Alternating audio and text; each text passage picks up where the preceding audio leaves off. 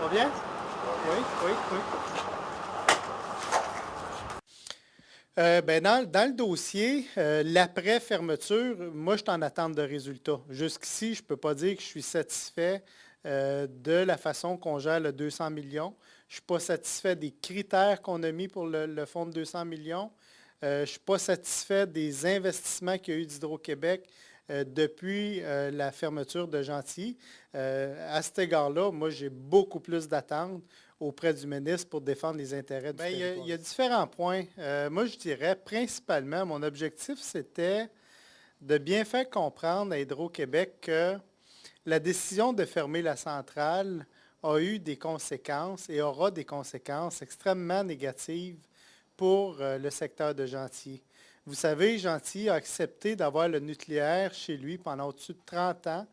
Et du jour au lendemain, et même je dirais que les gens de Gentilly, ça a été des défendeurs du nucléaire. Du jour au lendemain, on décide qu'on retire nos billes, on laisse le milieu sans ressources.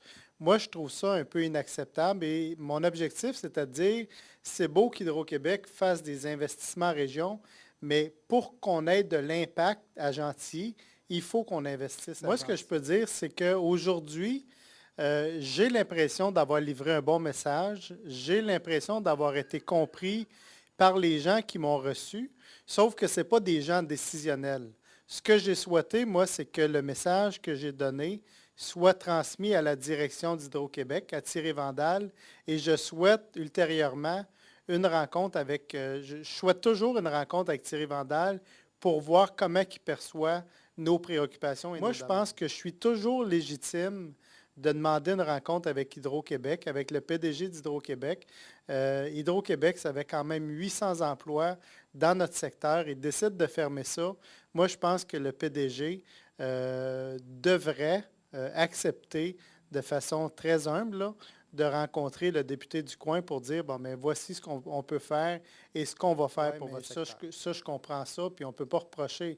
Sauf que quand tu as des fonctions ministérielles, quand tu as une responsabilité de défendre des intérêts régionaux et que tu viens annoncer une fermeture, puis tu dis à la population, on ne vous oubliera pas, bien, je pense qu'à la première occasion où il y a un investissement potentiel à avoir dans cette région-là, je pense que le ministre a une responsabilité régionale à ce moment-là.